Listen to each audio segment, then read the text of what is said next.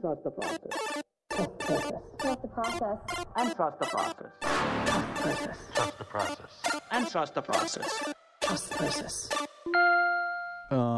This process. Processus, le podcast. Avec Mathias Brunet et Simon Snake Boisvert. Trust the process. Trust the process. Épisode 4 de Processus. Simon Boisvert, notre recruteur en chef. Salut. Salut Mathias. Pag, notre réalisateur. Bonjour. Bonjour, ça va bien? Ça va très, très bien. Merci à tout le monde qui sommes avec nous. Je vous remercie des milliers de fois. Dans nos rêves, je dirais pas les plus fous, mais dans nos rêves, on espérait avoir 10 000 auditeurs par épisode. Et après seulement 3, on est rendu à 24 000 par épisode. Je vous remercie parce que sans vous, ça fonctionnerait pas. On fermerait la shop. Alors, merci mille fois d'être avec nous. On va plonger dans le vif du sujet avec le courrier des lecteurs. Simon, es-tu prêt? Je suis prêt. Question intéressante ici. De plusieurs auditeurs, en fait, je ne vais pas en identifier un parce qu'il y en a plusieurs qui nous ont posé la même question. Les équipes de la Ligue de hockey junior majeur du Québec ont gagné les 4 dernières Coupes mémoriales. Et on se demande pourquoi gagnent-ils aussi souvent puis qu'il n'y a pas tant de joueurs qui sont repêchés dans les hauts, parmi les premiers au repêchage. Mais moi, je vais donner une réponse bien simple à tout ça.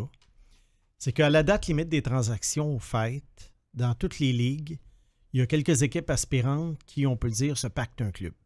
Alors, elles vont faire des transactions pour aller chercher les meilleurs éléments des équipes éliminées en retour de choix au repêchage, de jeunes joueurs de 16 ans.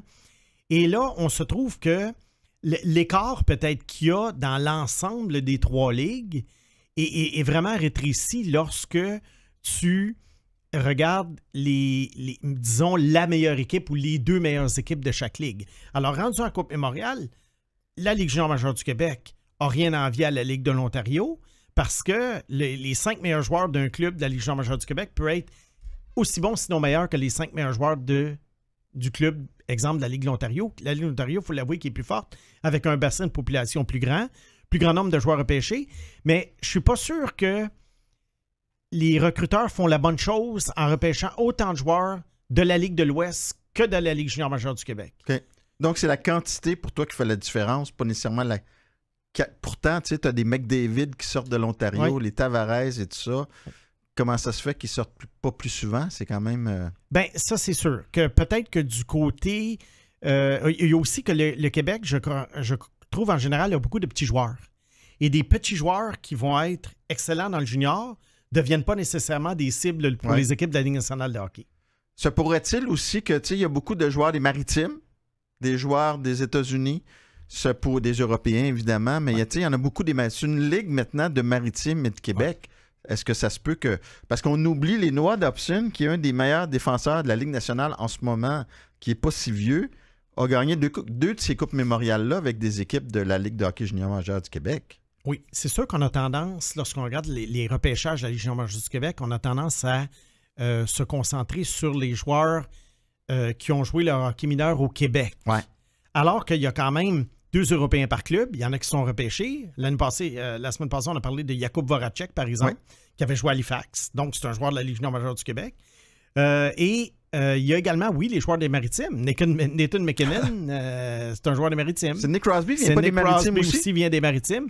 Alors, il y a ça aussi dont il faut tenir compte et non pas seulement les joueurs nés au Québec et qui ont joué leur hockey mineur au Québec. Okay. La deuxième question va... pas que la première n'était pas intéressante, mais je pense que la deuxième va vraiment piquer la curiosité de nos auditeurs. Si vous aviez l'occasion de vous départir du choix du Canadien, disons, qui est au 7e rang cette année, pour quel attaquant le ferais-tu, Simon? Bon, alors je vais donner une réponse peut-être décevante à la personne qui a posé la question. Moi, je te disais que je ne l'échangerais pas. C'est Mathieu Girard que tu déçois. Bon, ben Mathieu, je vais te décevoir en disant que je ne l'échangerai pas parce que moi, je veux Trevor Connolly. Ça fait 4 podcasts de suite que je le dis. Bon, maintenant, pour répondre en partie à ta question. S'il te plaît. Ça dépend toujours de ce que les équipes sont prêtes à offrir dans leur situation. C'est sûr que tu veux viser un jeune joueur, probablement de moins de 25 ans, mais là, c'est quoi les circonstances? Le choix numéro 7 a été échangé il y a 2 ans par Ottawa, en retour d'Alex DeBrincat. Alex DeBrincat, qui avait 24 ans à l'époque, il lui restait 2 ans de contrat, il venait de connaître une saison de 40 buts. Alors, c'est peut-être le genre de joueur qui peut être visé. Et moi, je pourrais dire, par exemple, c'est un exemple que je te donne, je pourrais dire peut-être un genre de joueur comme Matthew Boldy au Minnesota. Exemple. Oh. Mais est-ce que Minnesota veut s'en départir? Tu ne l'auras pas pour le 7. C'est ça. C'est ça l'affaire. Ça prend vraiment... Il faut que tu cibles une équipe qui est dans une situation où ils sont prêts à se départir d'un élément, comme Chicago était prêt à se départir. Et tu ne peux pas non plus aller chercher un joueur comme, mettons, Alex Newhook, qui a été un peu décevant, parce que là, tu risques de surpayer pour un joueur qui t'offre aucune garantie. Oui, mais là, tu as payé un 31 puis un 37 pour Newhook. Là. C'est le prix. Là. Et Kirby Dach a coûté un 13. Ouais. Bon, Kirby Dach avait quand même... Mais encore là, Chicago est dans une situation différente. Est-ce que tu veux aussi payer pour, exemple, un joueur un peu plus vieux? Je vais prendre une équipe qui est en construction, les Sharks. Mettons, les Sharks veulent échanger Thomas Hertel. Il coûte cher. Il approche la trentaine. Est-ce que c'est intéressant pour le Canadien? Non.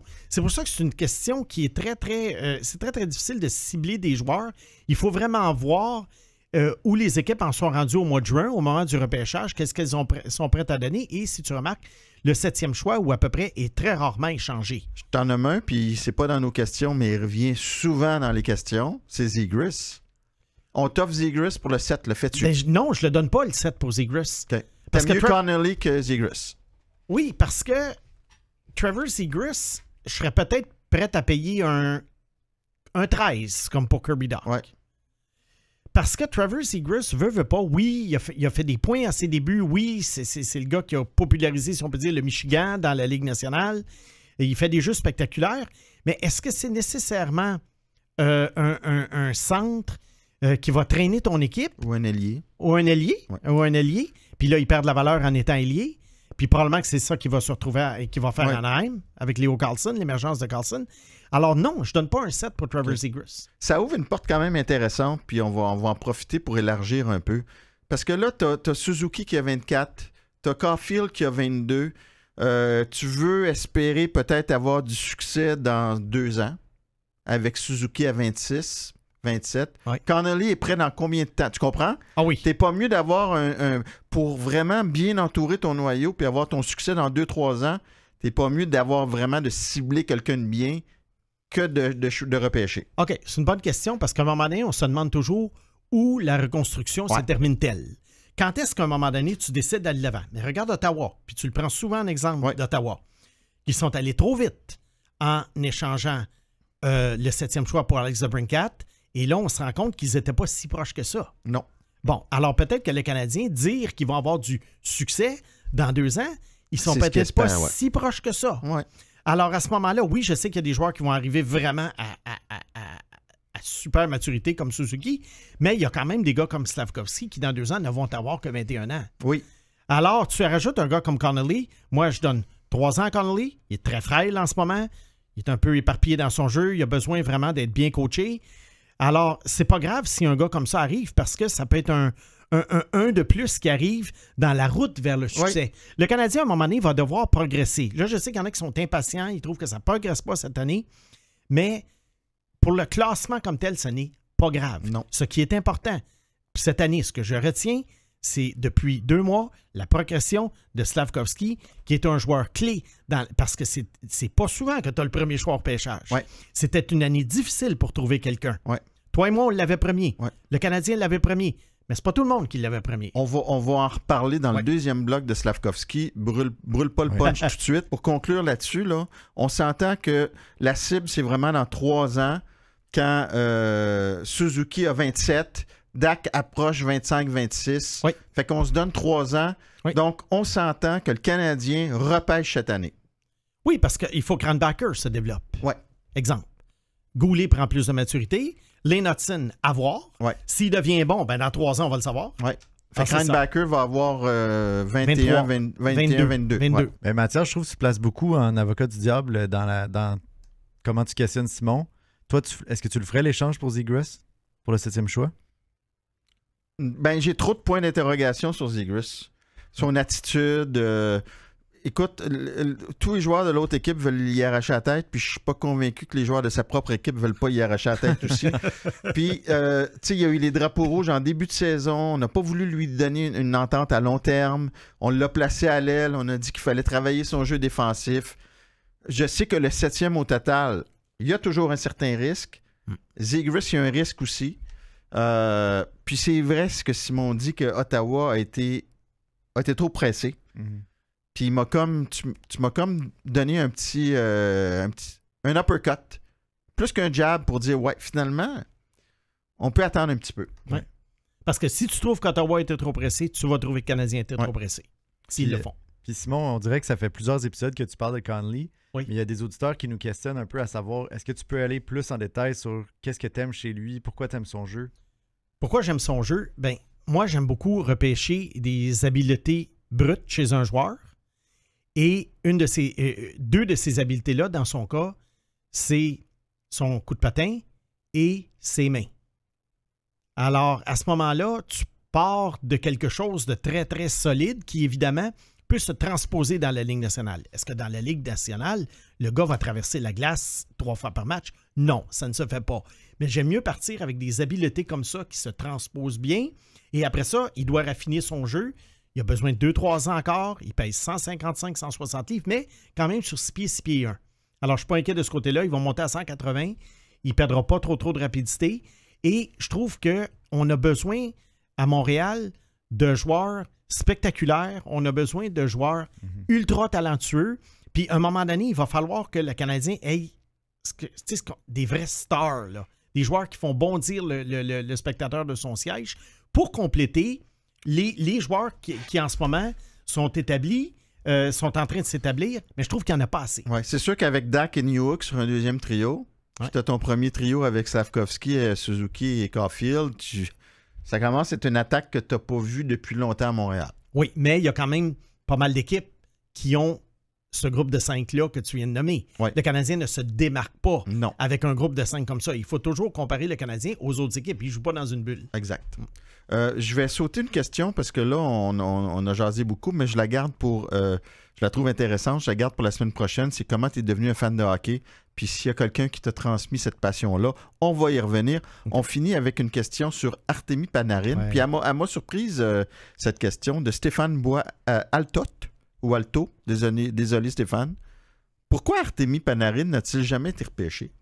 Bon, y a plusieurs facteurs qui sont entrés en ligne de compte. Artemi Panarin, en plus de son physique assez modeste à l'époque, n'était pas un joueur qui a grandi dans les circuits élites de Russie parce que ses parents n'étaient pas très en moyens et ça coûtait cher. Et le gars, finalement, n'a émergé que beaucoup plus tard dans la KHL. Et même s'il avait joué au championnat junior en 2011, il avait compté un but très important, il n'était pas sous le radar. Et alors, il a peut-être été moins observé à l'époque. Et à ce moment-là, ben là, les années passent. Puis oui, il était bon au championnat junior à 19 ans, mais étant donné qu'on ne l'avait pas repêché à 17, 18, à un moment donné, là, un joueur comme ça, il vient qui se... On a des préjugés. Oui, puis il se perd un peu. Ouais. Tu sais, il se perd un peu. C'est rare les joueurs de 19-20 ans qui sont repêchés parce qu'on se dit, ben écoute, il était pas bon à 17, on s'est fait notre idée, puis on est passé à d'autres choses. Il y a une nouvelle collection de joueurs qui arrive. Oui, mais si il compte un but important, il est au championnat mondial junior, il devait avoir quand même outre son gabarit, il devait avoir des inquiétudes avec lui, là. Pour le fait qu'on ne prenne même pas une chance en 7e ronde. Peut-être. Ça c'est sûr. C'est sûr qu'il devait y en avoir. Il y a aussi le facteur russe. Est-ce que, tu sais, un gars comme Kaprizov a été repêché en 5e ronde? Ouais. Il était bon, Kaprizov, lui aussi, à 17-18 ans. Fait que c'est pour ça que dans ce temps-là, on est moins... on prend moins de risques, on se dit bof. Et aussi, Panarin, faut se rappeler, dans ces ligues-là, il n'était pas super productif. C'est vraiment la saison dans la KHL, avant qu'il soit signé par Chicago, qu'il a vraiment... émergé et que là, tu t'es dit, waouh, il faut le surveiller, ce gars-là. Ouais. Alors, ça a quand même été une montée. Ça a été une progression lente, je te dirais. Ce qu'on appelle en anglais un late bloomer. Si ma mémoire est bonne, le Canadien était dans la course aussi oui. pour ses services. Je ne veux oui. pas faire mal aux fans du Canadien. Oui, il était. Ouais. Mais je pense qu'il voulait vraiment jouer à Chicago, Bon. si je me rappelle. Tant pis pour le Canadien. Ça met fin à notre premier bloc sur le courrier des lecteurs. Continuez à nous envoyer vos questions. On est désolé pour ceux qui ne répondent pas. Des fois, on les reprend la semaine suivante, mais on fait notre possible pour essayer de répondre au plus grand nombre de nos auditeurs. Simon, je t'ai confié, comme à chaque semaine, je te confie des petites missions. Et cette semaine, avec les blessures évidemment, la ligne bleue du Canadien, on se demande qui va être appelé et tout ça. Alors, je voulais que tu nous mettes vraiment à jour sur la progression de Logan Mailloux à Laval. Évidemment que je fais confiance à ton objectivité, qui est maintenant acquise, je crois, après 3 épisodes. Oui. Alors, tu as regardé combien de matchs récemment de Mailloux? Ben, les 3 derniers. Parfait. Alors, Logan Mailloux, on me prête l'intention que je n'aime pas le joueur. On parle du joueur, là, pas de la personne. Je ne le connais pas. C'est pas vrai que j'aime pas le joueur. C'est juste que j'ai souvent dit que les attentes sont peut-être trop élevées pour un joueur qui a été repêché 31e et qui démontre quand même, oui, des qualités, mais des faiblesses. Alors, il y en a beaucoup qui le voient dans le top 4 des défenseurs du Canadien éventuellement. Et moi, je dis que non. Mais ça ne veut pas dire que c'est pas un futur joueur de la Ligue nationale et ça ne veut pas dire qu'il n'est pas bon. Ça veut juste dire qu'il n'est peut-être pas aussi bon qu'on pense. Ben, on l'a déjà comparé à Brent Burns. C'est ça qu'il faut faire attention avec les enflures. Là. C'est ça, là. Ouais. C'est ça. Alors, un joueur qui est choisi 31e, s'il devient un 6e défenseur, moi, je trouve que c'est un choix réussi. Mais il y a quand même une progression. Il y a une progression. Puis il y a un rendement offensif. Puis je vais te laisser aller après. Tu sais, à ses 22 derniers matchs, 19 points pour une recrue de 20 ans où il vient d'avoir 21. C'est quand même bien. Dans la Ligue américaine, oui. Une première saison à 20 ans pour un défenseur qui est capable de faire des points comme ça, c'est très bien. Cependant, il faut regarder aussi le fait que Logan Mailloux joue beaucoup en avantage numérique. Ça l'aide. Et alors, les points, je pense qu'il faut en prendre. Il faut en prendre et en laisser, mais c'est là. Il faut les faire, les points, là, à 20 ans. Moi, je te dirais, ce que j'ai remarqué de lui, moins d'erreurs défensives qu'avant. Offensivement, je te dirais que il y a un jeu dans la Ligue américaine, parce que quand on analyse un joueur, je peux analyser le joueur de la Ligue américaine, mais il faut également que ce qui est plus important pour moi, c'est le joueur que je projette. Ouais. Alors, si on regarde son jeu dans la Ligue américaine, oui, le gars offensivement a quand même, je te dirais pas que c'est un général, mais je te dirais que c'est un gars qui contribue offensivement. Il sort la rondelle de la zone, il rentre en zone adverse. Souvent même, il va profondément en zone adverse. Après ça, il se rattrape et revient. Pour la Ligue américaine, en ce moment, je te dirais que c'est un bon joueur offensif. Défensivement, c'est adéquat, alors qu'avant, c'était plutôt mauvais. Ouais. Bon. Là, maintenant, on fait la projection. Est-ce que ma projection a changé de Logan Mailloux? La réponse est non. Je le vois toujours comme un défenseur, un 6e défenseur. Pourquoi?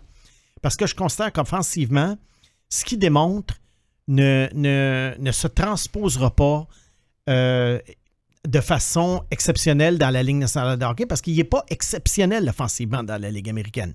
Il va sortir la rondelle de la zone, il va se rendre en zone adverse, mais c'est quand même pas le joueur le plus créatif. Il a un très bon lancer. Ça peut aider. Deuxième vague du jeu de puissance, peut-être à Montréal, avec son lancer, qui est quand même un canon, là. Oui. C'est un canon.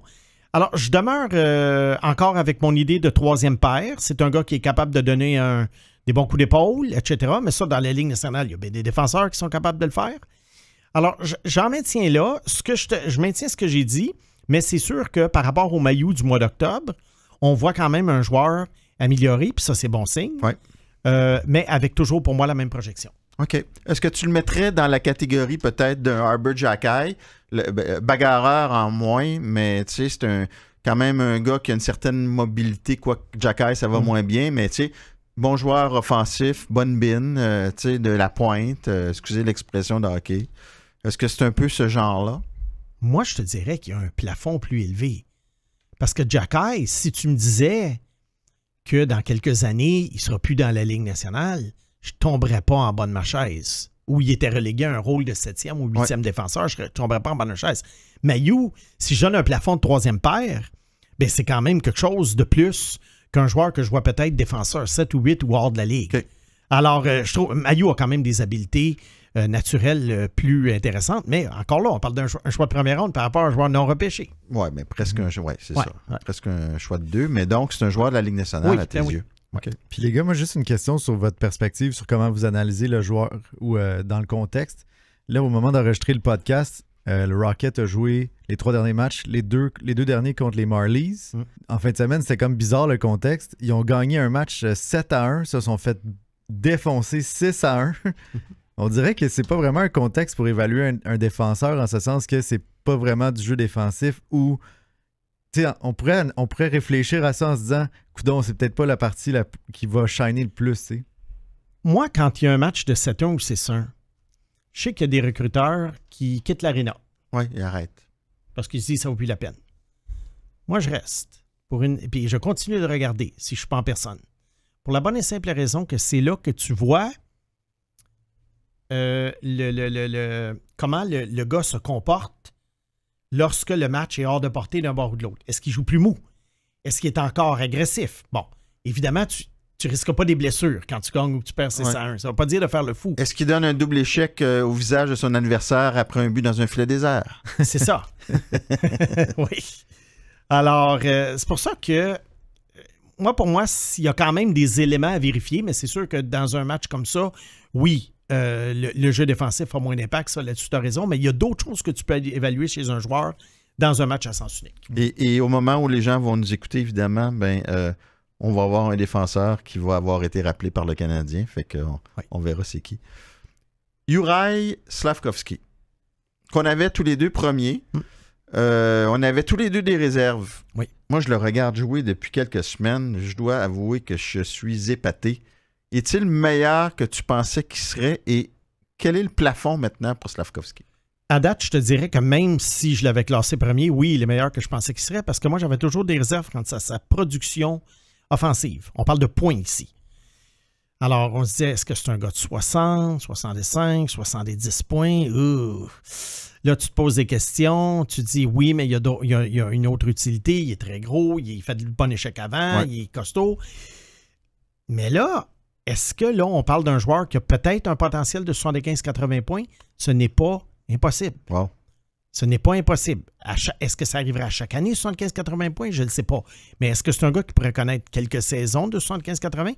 Je pense que, dû au fait que là, tu sais, la saison de 19 ans, moi, je la trouve très importante pour un joueur qui est arrivé à 18. Regarde Jack Hughes. Jack Hughes est arrivé à 18. Il avait l'air d'un joueur de ligue mineure. Ouais. Déjà, à 19, il s'est amélioré. Il n'y a pas de gang de deuxième année là. Non. Et après ça, à 20, tu sais, ça prend une progression. Alors, Slafkovský, lui, cette année, on peut dire que la courbe a vraiment été exponentielle. Et là, c'est maintenu. Là, c'est pas juste un feu de paille du mois de décembre. C'est maintenu depuis le début. Et il y a une présence sur la glace. Il est là. Il a quand même des assez bonnes mains. Il est capable de compter des buts de toutes sortes de façons. Moi, je pense que, oui, on peut parler d'un... Ça pourrait approcher le point par match. Avec tout le reste qu'il apporte. Et je le répète, une année très difficile pour choisir un joueur premier. Il y avait beaucoup de pression sur Kent Hughes et son équipe. Alors, est-ce que Slafkovský est le meilleur joueur du repêchage? En ce moment, il l'est. Est-ce que ça va finir comme ça? On ne le sait pas. Mais chose certaine, le risque de se casser la gueule était très grand, puis je ne pense pas que le Canadien va se casser la gueule. Tu les aimes donc bien, les espoirs du Canadien. Ton jupon dépasse. Ça, c'est les réactions de certains amateurs. Ceux qui me connaissent pas. Non, mais c'est ça. Des fois, on vante, puis notre jupon dépasse, puis on est négatif d'autres fois, puis là, on est des pistes vinaigres. Mais quand même, Slafkovský, c'est intéressant. 80 points. Il y a eu Kovalev qui a fait 80 points. Avant lui, je me rappelle même plus qui a pu en faire 80. Ça doit être à l'époque des Danfous. Juste pour te dire, Mathias, du côté repêchage, les 19 ou 20 saisons que l'équipe de Trevor Timmons a été là, il n'y a pas un attaquant qui a été repêché qui a fait 70 points pour le CH. Est-ce que Caulfield va le faire? Éventuellement, peut-être. Ben oui, c'est vrai. Plekanec s'est rendu à 69. Oui, mais ce n'était pas l'équipe de Trevor Timmons qui l'avait repêché. C'était arrivé juste après, c'est vrai. C'est ça. C'était André Savard, mais Timmons est arrivé l'année suivante. C'est l'époque de Régent 2002? Houle. L'époque de Régent Houle, Plekanec. Non, 2001. C'est André Savard. André Savard, OK. Ouais. Bon. Tout de suite après le congédiement de Réjean Houle. Exactement. Puis à quel point, disons, un Adam Nicholas puis le Shot Doctor, ça vient aider Slafkovský dans son développement in-season, au cours de la saison. On dirait que c'est le genre d'ajustement que tu vas poser à la fin de la saison ou entre deux saisons, mais on dirait que c'est rare de voir ce genre de développement-là au cours de la saison. Ils font beaucoup, et tu sais, ceux qui disent que la Ligue nationale n'est pas une ligue de développement avec le Canadien, c'en est une. Parce qu'on passe énormément de temps, on est innovateur, on déplace les buts, on a des nouvelles techniques de lancer. Écoute, à l'époque, Mike Bossy avait proposé ses services comme entraîneur des compteurs. Wow. Il y a quelques décennies, on avait ri de lui. Aujourd'hui, regarde, mais c'est vraiment intéressant. Moi aussi, écoute, Slafkovský, ça m'emballe. Ça aide Suzuki, ça aide Caulfield. Tu commences à avoir un premier trio intéressant. On va prendre une question d'un auditeur, mais dans notre portion des espoirs du CH, à propos d'un 7e choix au total que le Canadien est allé a embauché. C'est Pierre-Luc Boivin qui nous pose la question. Un joueur repêché au 7e rang par les Rangers de New York, donc par Nick Bobrov et Jeff Gorton qui sont rendus avec le Canadien. Il voulait voir, ça n'a rien coûté, ou presque. Donc, il voulait voir est-ce qu'il peut renaître dans l'organisation du Canadien. Comment un joueur comme Lias Andersson, 7e choix au total, peut-il avoir si peu d'impact et qu'est-ce que les recruteurs ont pu voir en lui? Honnêtement, je ne sais pas ce que les recruteurs ont vu en lui parce que moi, je voyais rien. Tu l'avais où, toi? Dans les entre 20 et 30. OK, mais au premier tour quand même? Oui, parce qu'à un moment donné, il y a combien de joueurs d'impact à chaque repêchage? Tu sais, à un moment donné, un joueur que tu classes entre 20 et 30, tu te rends compte quand tu refais le repêchage 10 ans plus tard que le 25e meilleur joueur d'un repêchage, il n'est pas nécessairement très, très bon. Non. Alors, c'est pour ça que ça demeurait quand même un choix de première ronde, mais un peu par défaut. Là. C'est pour ça que tous les choix de première ronde ne se ressemblent pas. Un 25e puis un 7e, c'est pas la même chose. Lias Andersson, je ne sais pas qu'est-ce qu'on y a trouvé. J'imagine que on projetait un joueur complet, si on peut dire, on aime bien ce terme-là, capable de jouer dans les deux sens de la patinoire et avec toujours une possibilité, peut-être qu'il développe un potentiel offensif. Alors, des fois, tu dis, ben là, on a peut-être un joueur de milieu d'alignement, assurément, qui va être bon dans les deux sens. Et, ben, écoute, tout d'un coup, qui fait 25 buts par année. Ouais. Mais moi, j'ai pas vu ça. Puis, Andersson, qui est d'ailleurs une des raisons pour lesquelles il y a des gens qui sont sceptiques face à l'équipe de recruteurs du Canadien dirigée par Bobrov. Ouais. Parce que ça fait vraiment mal. Les Rangers avoir repêché un autre gars qu'Anderson serait peut-être encore meilleur qu'ils sont. Et Kravtsov aussi. Et Kravtsov l'année d'après. Alors ça fait vraiment mal. Des choix 7 et 9 des Rangers, 2 années de suite. Ça fait mal. Ça fait très, très mal de gaspiller 2 choix de... Là, on parle même plus de joueurs qui peuvent rendre des services. On parle de joueurs qui sont même plus dans l'organisation. Non. C'est-tu dans ce cas-là que Bobrov avait fait trop confiance à ce recruteur-là en particulier qui avait Lias Andersson dans sa mire? L'entourage est très important. Ouais. Puis, tu sais, on a des fois tendance à s'imaginer, on l'a fait avec Timmins pour ses bons comme pour ses mauvais coups, que c'est le recruteur en chef. Ils sont 40. Tout le monde regarde les vidéos dans l'organisation. On suranalyse. Alors oui, Bobrov n'est pas entouré de la même équipe, évidemment, comme à New York. Alors c'est là qu'on va voir dans les prochaines années si c'est vraiment son entourage qui était mauvais avec les Rangers. Mais il y a quand même K'Andre Miller qui est un bon choix. Oui.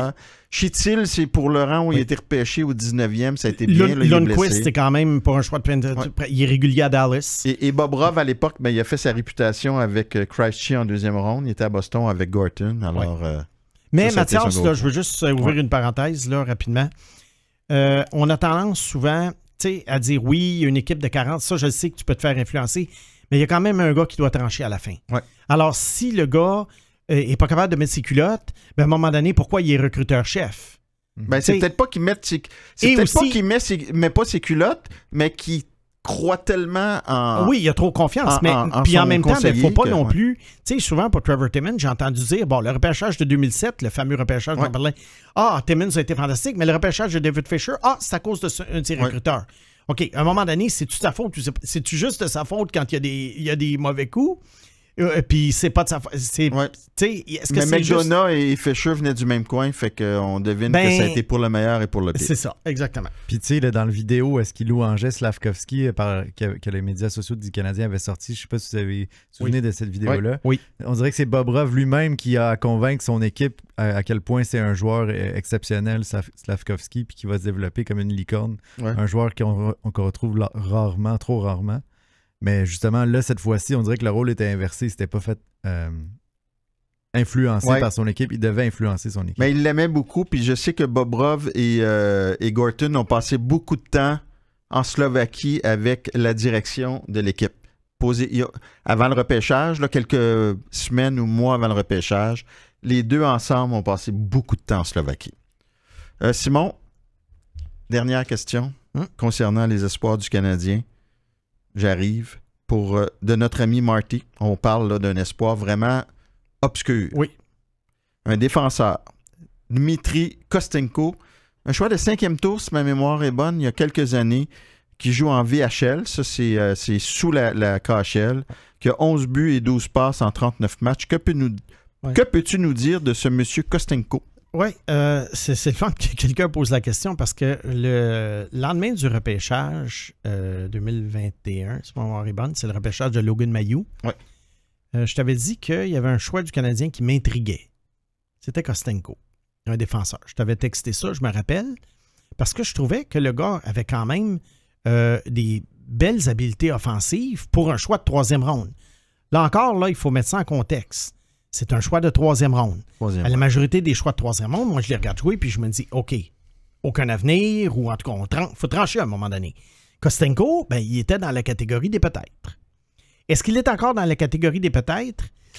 Je te dirais que c'est difficile à dire parce que la VHL, c'est l'équivalent de la Ligue américaine de hockey pour la KHL. Donc, c'est une ligue mineure. Et là, comment ça se fait que rendu à 22 ans, il a été rétrogradé après avoir joué en KHL? Ouais. En KHL, il a été plutôt ordinaire.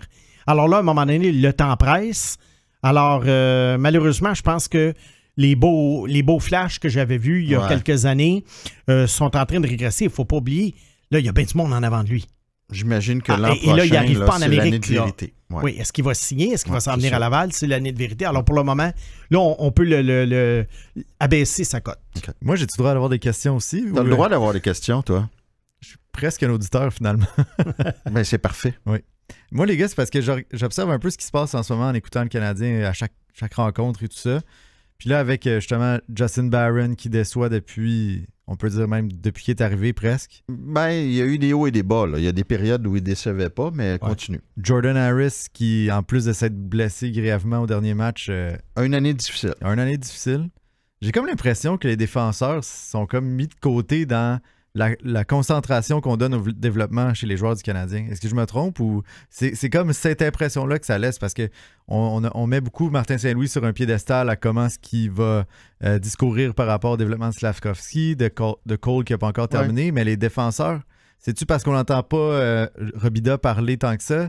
C'est-tu parce que Francis Bouillon n'est pas tant dans l'entourage de l'équipe qu'on n'entend pas parler, mais on dirait que sont comme mis de côté, ces gars-là qui devraient être mis plus de l'avant. Je vais te répondre simplement, puis Simon, tu renchériras si tu veux. C'est une position beaucoup plus complexe, la défense, que l'attaque. Encore plus les alliés. Alliés, c'est la position la plus simple. Défenseur, puis on le dit tout le temps, les défenseurs se développent plus tard. Harris, bon, évidemment, je le répète souvent depuis le début de notre balado, doit se trouver une identité. C'est une année difficile. Le mot semble s'être passé dans la Ligue. On fait un échec avant vraiment intense sur lui. Ça le met en difficulté. Barron a beaucoup de subtilité du jeu à apprendre. C'est plus long. T'as Goulet quand même qui s'est bien développé parce qu'il y a un potentiel. Ryan Backer, que Simon aussi aime beaucoup, je pense, va bien se développer. Alors, c'est peut-être que les défenseurs qui sont là en ce moment ne sont pas de haut niveau. Et en plus, tu as la difficulté parce que c'est plus long à gagner en maturité pour un défenseur. Mais moi, je veux juste compléter en disant qu'il y a une sélection naturelle qui est en train de se faire. C'est un peu comme les lanceurs au baseball. Tu t'en repêches une tonne pour essayer d'avoir 1 ou 2 partants qui ont de l'allure. Alors, du côté des défenseurs, c'est la même chose. Là, on voit qu'Harris est peut-être pas aussi intéressant qu'à son arrivée. On voit que Barron, il y a des hauts et des bas. Je trouve qu'offensivement, il y a quand même des beaux flashs, mais défensivement, souvent, c'est difficile. Alors là, il commence à se promener. Et c'est ce qui fait qu'à un moment donné, il y a une sélection naturelle qui va se faire. Et puis, tu sais, Harris, là, comme Mathias dit, s'il ne se trouve pas une identité et que cette identité-là n'est pas bien exécutée, si on peut dire clair, il ne sera plus dans la Ligue nationale parce que à un moment donné, tu fais quoi avec lui? Alors, il va peut-être rouler sa bosse comme 6e, 7e défenseur parce qu'à un moment donné, on a toujours besoin de gars pour, entre guillemets, remplir des chandails. Mais c'est possible qu'il ne soit plus dans la Ligue. Barron, c'est la même chose. Est-ce que c'est un joueur éventuellement qui est destiné pour l'Europe? On ne le sait pas encore. Mais ça, c'est normal que si tu pars avec 10 espoirs à la défense, tu vas peut-être aboutir avec 2-3 bons joueurs dans quelques années. Puis le fameux entonnoir. Ben oui. est utilisé dans le hockey, c'est un entonnoir. Ouais. Tu as beaucoup de joueurs, tu as beaucoup d'espoir, ça se rétrécit énormément et tu en as peu qui passent. Mais étant donné que c'est un choix de premier tour, Justin, puis qu'on a payé cher pour l'obtenir, est-ce qu'il va avoir plus de chances? Puis on lui donne jusqu'à quand pour se développer? Puis c'est quoi le plafond que vous entrevoyez pour lui? Ton plafond? Ben, premièrement, oui, il va avoir plus de chances parce que c'est un choix de première ronde. Écoute, mon plafond, c'est peut-être défenseur offensif de 3e paire. Là, t'as Mailloux déjà, là. Oui, mais c'est pas le même physique, mais je comprends ce que tu veux dire. Oui, mais un des deux peut ne pas réussir, un des deux peut être échangé. Là, on parle on va évaluer chaque joueur dans une bulle et non pas dans le contexte du Canadien.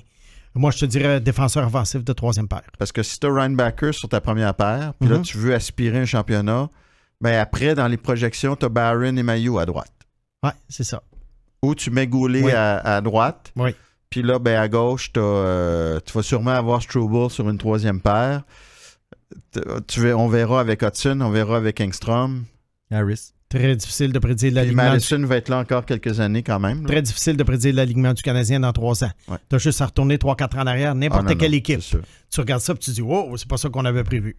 Ils passent pas tous. On a l'impression à un moment donné qu'on s'emballe et qu'ils vont tous passer, mais c'est très, très, très infime.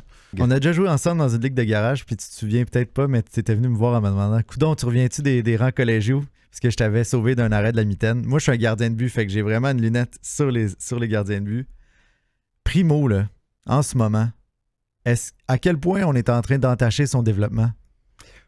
En ne le faisant pas jouer, parce que tu regardes Jake Allen qui fait la crêpe devant la première fin du match dimanche, puis tu regardes Primo après qui est assis sur le banc. Mais tu essaies d'échanger Allen. T'espérais échanger Allen. Là, évidemment, quand tu le mets dans la vitrine puis que ça va pas bien, ben les chances s'amenuisent. Puis en même temps, Primo, tu te dis, regarde, c'est pas ton... Là, t'as Montembeault qui est sous contrat pour 3 ans. T'as des jeunes qui poussent comme Fowler, Dobèche à Laval. Je pense pas non plus que que Primo est encore considéré comme ton joyau. Simon? Non. Non, il n'est plus ton joyau. Et le problème avec Primo, c'est que de nos jours, on a tendance à faire jouer un petit peu plus les réservistes. Hein? Mm-hmm. De moins en moins, les équipes vont faire jouer 65-70 matchs à un gardien de but. Alors, tu as besoin d'un gardien de but qui va être capable de t'en donner peut-être au moins une trentaine, 25-30, même 35 dans certains cas, si tu n'as pas un numéro 1 super établi. Mm-hmm. Alors, Kaden Primo, quelle va être son identité dans la Ligue nationale? Je ne vois pas ce gars-là jouer 30 matchs et être efficace dans la majorité de ces matchs-là. Alors, pour moi, Kaden Primo, c'est simplement un décompte qui est en train de se faire vers une carrière dans les ligues mineures ou en Europe. Mais tu as raison. Puis lui, il n'a pas été chanceux. Parce qu'il y a eu la pandémie. Il n'a pas joué beaucoup pendant des années. Là, il se retrouve dans un contexte où le Canadien est pris quand même parce qu'il voulait en garder 3 avant les négos, l'aboutissement des négos avec Montembeault, pour se garder une porte de secours. Là, tu arrives, tu as Allen qui est là, qui est difficile à échanger. Le pauvre est victime des circonstances aussi. Il faut l'admettre. Puis on ne devrait pas justement profiter de cette question qu'on se pose encore sur son plafond pour l'échanger maintenant, alors que sa valeur n'est pas tout à fait entachée. Primo? Oui. Valeur. Mais ça. Là, Allen, valeur. Ben, oui. Puis, tu sais, un gardien puis un dirigeant m'avait déjà dit ça, puis c'est donc vrai. C'est extrêmement rare qu'un gardien qui n'a pas joué dans la Ligue nationale, qui ne s'est pas établi dans la Ligue nationale, ait une quelconque valeur. C'est tellement difficile à évaluer. Il n'y a pas de valeur. Il n'y a pas de valeur. Ils auraient été échangés. Un des deux aurait été échangé s'ils avaient eu une valeur.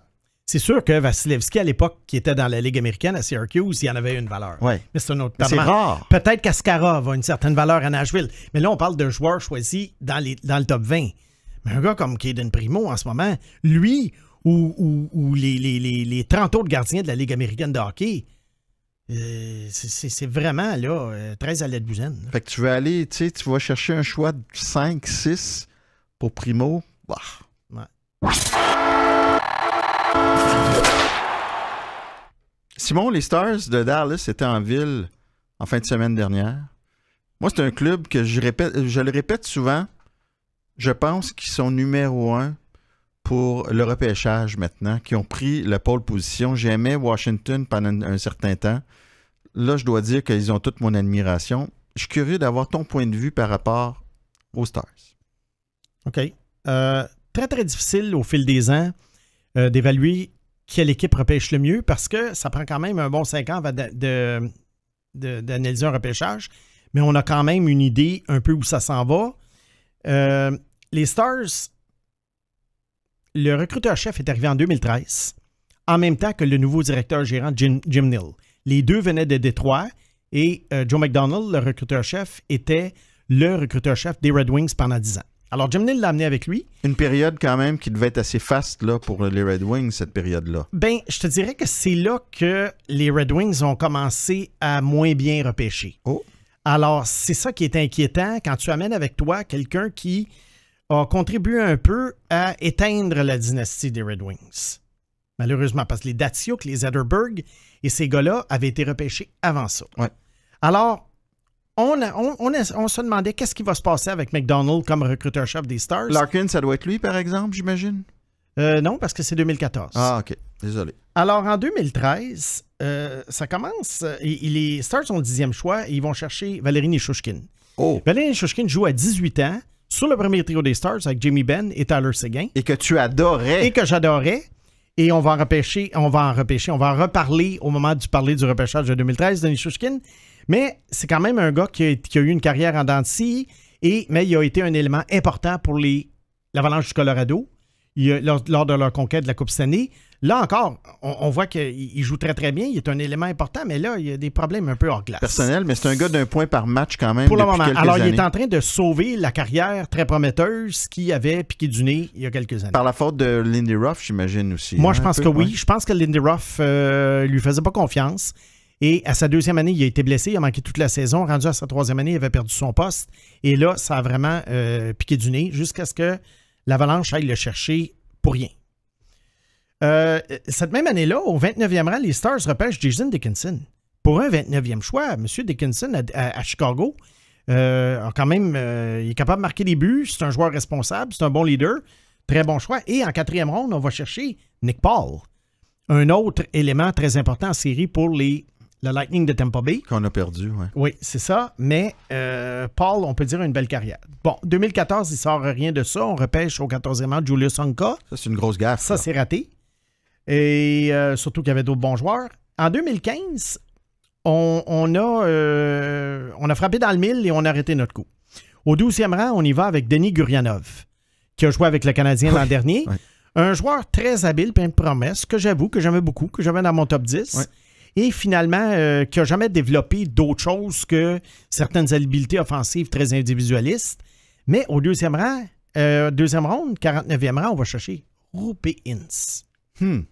Roope Hintz. Alors déjà, on voit ça, c'est vraiment une très belle carte cachée. Quand tu vas chercher un centre numéro 1 au 2e tour, oui, c'est un vol. C'est un vol. En 2016, là encore, pas grand-chose sort de là. Au 25e rang, on repêche Riley Tufte, qui a joué quelques matchs avec l'Avalanche cette année, et surtout un joueur de la Ligue américaine. Je vois ce qu'on voyait chez lui, un gars de 6 pieds 5, 6 pieds 6, qui jouait au hockey collégial. On espérait peut-être un ailier de 3e trio, robuste, mais pour le moment, ça n'a pas fonctionné.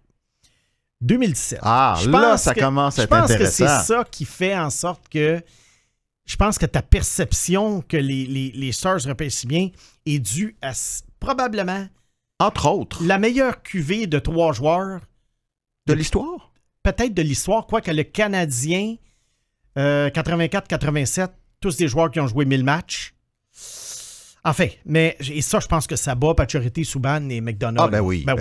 Parce que là, on est allé chercher au 3e rang un défenseur de concession, Miro Iskanen. Oui.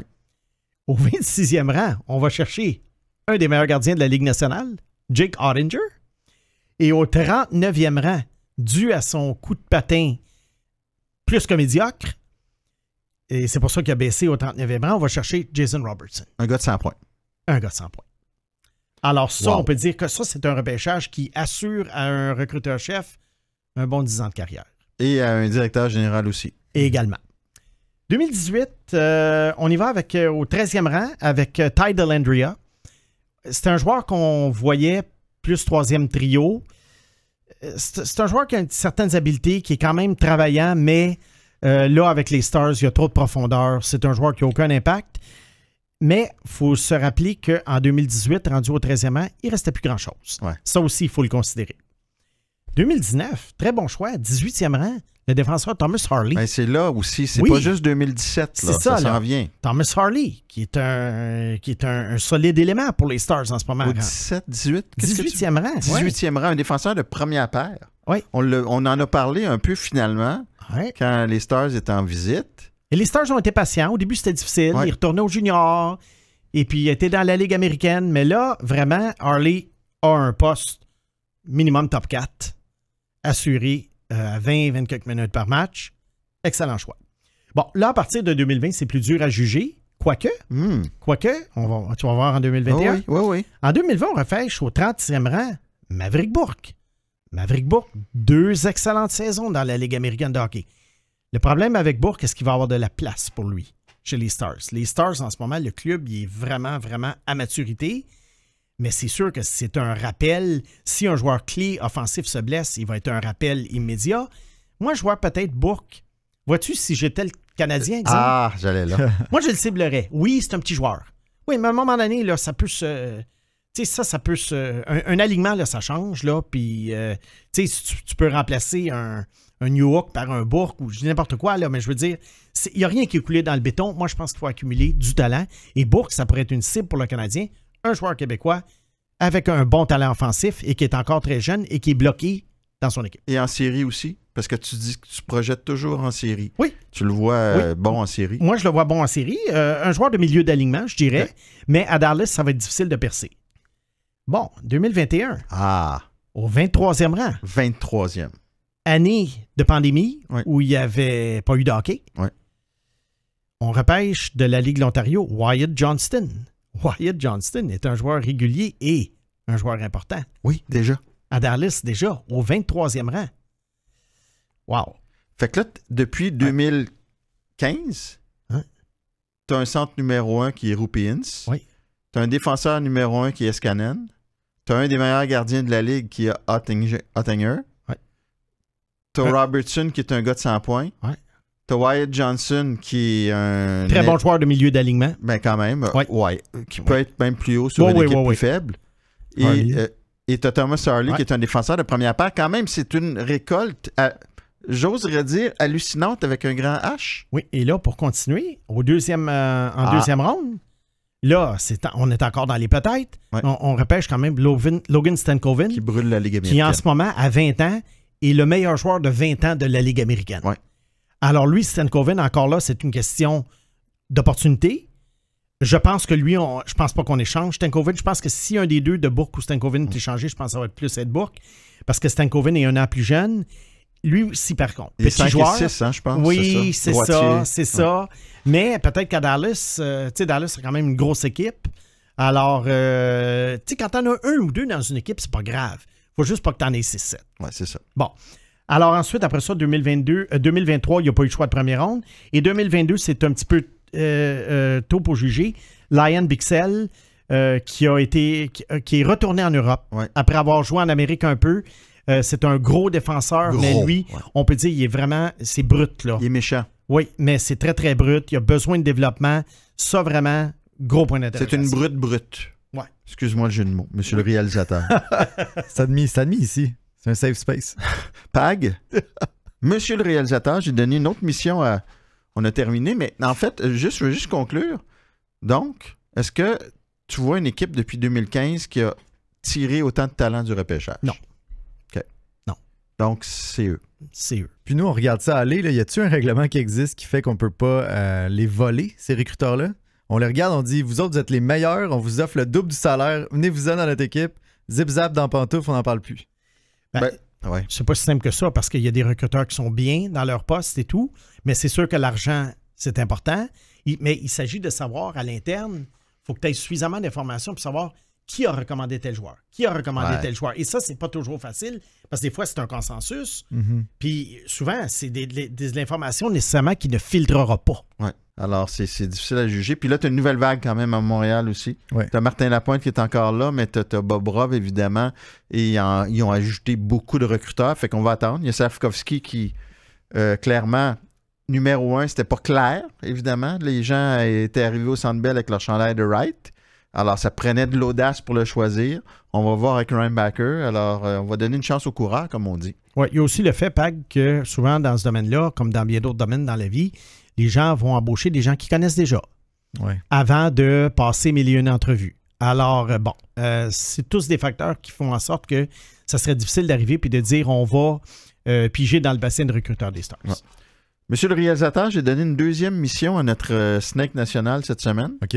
Et c'était une question aussi d'un auditeur qui se demandait est-ce que le Canadien devrait cibler un gars qui a été repêché au 5e rang en 2019 qui jouait avec Caulfield au championnat mondial junior, qui malheureusement a été affecté par les blessures depuis quelques années, Alex Turcotte. Et j'ai demandé à Simon de regarder des matchs récemment de Turcotte pour nous faire une analyse détaillée et avisée comme d'habitude. Oui, alors j'ai regardé évidemment la Ligue américaine parce que c'est un joueur que je suis depuis quelques années. Tu sais, c'est toujours intriguant, un top 5 qui produit plus ou moins. Oui. Alors tu veux savoir pourquoi. Et Turcotte a été rappelé 2 matchs. Il a marqué d'ailleurs, je pense. Il y a un but, une passe. Alors là, je me suis dit, bon, il a été retourné finalement dans la Ligue américaine. Je me demande bien pourquoi, mais en tout cas, il y a quand même une congestion là à Los Angeles. Et on a tendance à y aller avec les vétérans et tout. Turcotte, moi je dirais, oui, c'est un joueur que je ciblerais, ça dépend du prix. Je ne donnerais pas le 7e choix pour lui, comme on parlait tout à l'heure. Mais... donnerais-tu le choix de Winnipeg? Je ne sais pas, mais peut-être un genre d'échange à la New York. Ben, c'est à peu près ça. C'est à peu près ça, si on peut dire. Tu le ferais, oui. Ben, ça dépend de ce qui reste. J'attendrai de voir qui reste au choix de Winnipeg. Puis là, si je vois qu'il reste des joueurs de 3e, 4e trio, ben, j'aime autant un joueur de 22 ans qui est déjà prêt pour la Ligue. Pourquoi? Moi, ce que j'aime de Turcotte, puis ce que j'aime moins, je dois dire, je trouvais qu'il a été repêché trop haut parce que je trouvais pas qu'il y avait les habiletés offensives qu'on lui prêtait. Je regardais ce gars-là et je me disais pourquoi, et ça, c'était la fameuse année du programme américain avec Jack Hughes, Matthew Boldy, Cole Caulfield. Puis je me disais pourquoi ce gars-là est classé avant Boldy, avant Caulfield, avant Zegras. Je comprenais pas. Ce qu'on aimait chez lui, par contre, c'est que, contrairement à Zegras, Alex Turcotte, c'est un joueur déterminé. C'est un joueur qui se met le nez dans le trafic. C'est un gars qui provoque des choses. Mais est-ce que nécessairement les habiletés brutes pour être un joueur top 6? Je suis sur la clôture. Mais il y a peut-être un potentiel de joueur 3e capable de jouer sur un 2e et un joueur qui fait preuve de compétitivité. Je crois que tu peux jamais manquer ton coup avec un joueur comme ça. Au pire, c'est un joueur de soutien. Mais encore là, il faut savoir qu'est-ce que tu vas donner en retour. Et il y a également le facteur blessure qui est pas qu'on ne peut pas ignorer. Oui, mais toi qui n'es pas un fan de Owen Beck, au plan offensif, qui le voit comme un plafond de joueur de 4e trio, le Canadien à long terme n'a pas nécessairement, à moins qu'on garde Newhook au centre, ce que je pense pas, mais peut-être qu'on aimerait avoir ce type de joueur-là au centre d'un 3e trio. Ça pourrait être... Je prends Turcotte avant Beck. Ouais. Pas seulement parce qu'il est plus en avance, mais parce que Turcotte a quand même démontré un potentiel offensif.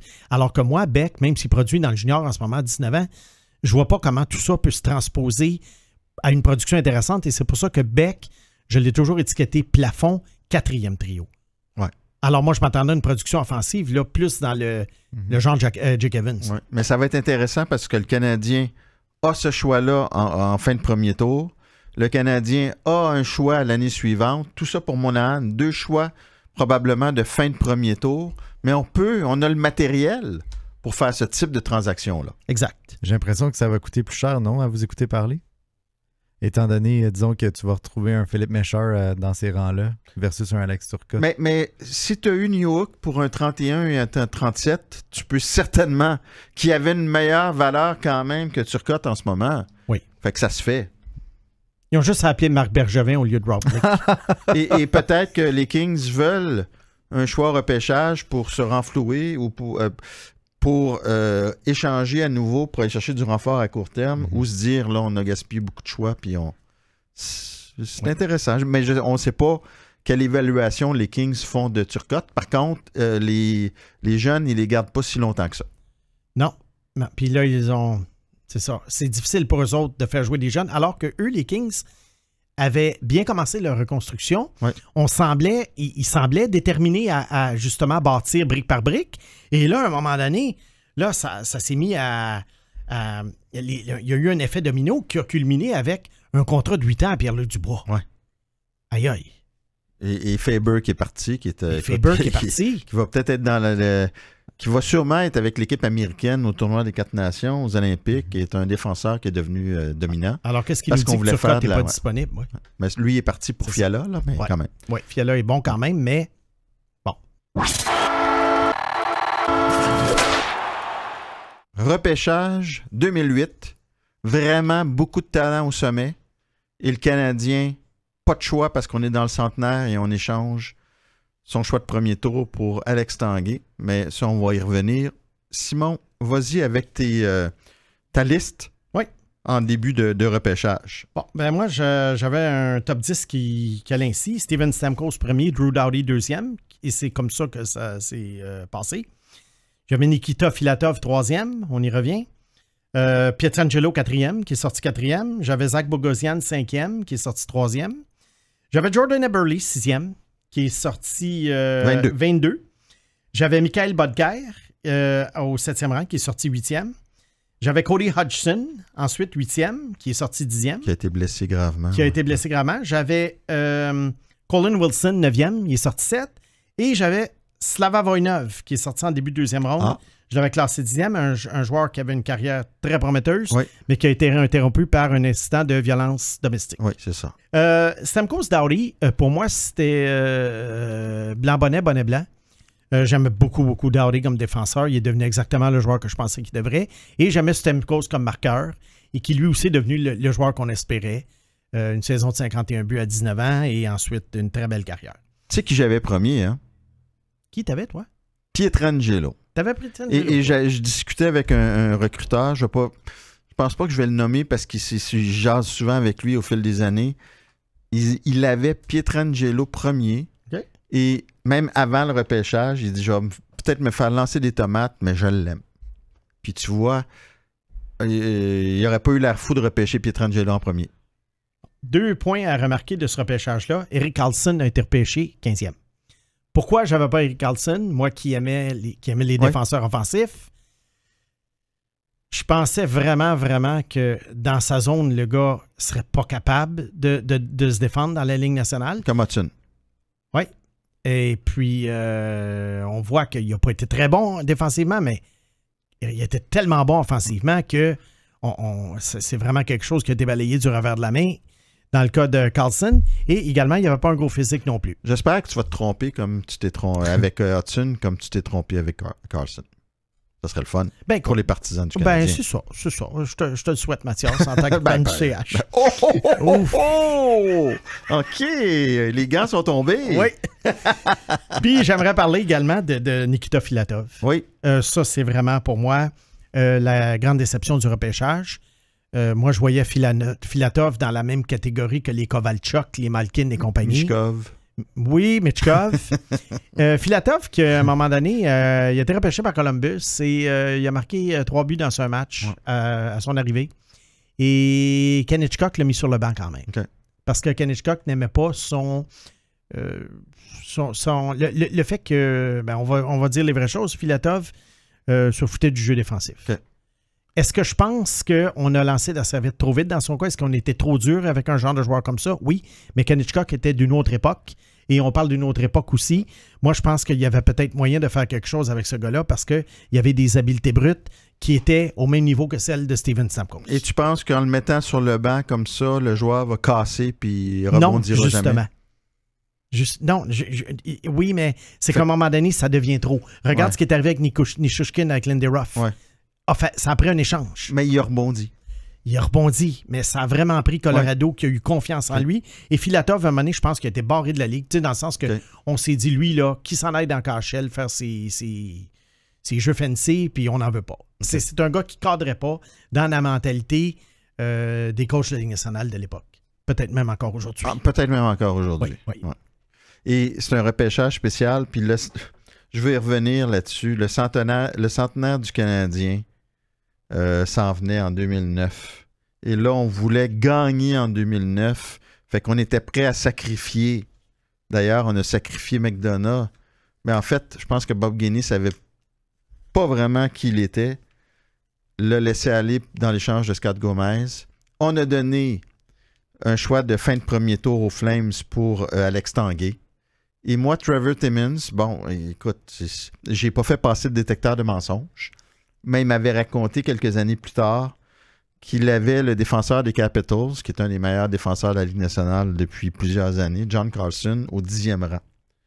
Et quand il a appris qu'on avait échangé le choix de fin de premier tour aux Flames, ça a bien passé au départ parce qu'il se disait que Carlson va être repêché tôt. Et quand il a vu qu'au rang du Canadien, au 22e rang, si ma mémoire est bonne, Carlson est toujours disponible. Ce qu'il m'a dit, c'est qu'il a pris son crayon puis il l'a lancé sur la table. Alors, qui dit vrai? Lui, Timmins m'a confié qu'il avait Carlson au 10e rang et qu'il aurait repêché John Carlson.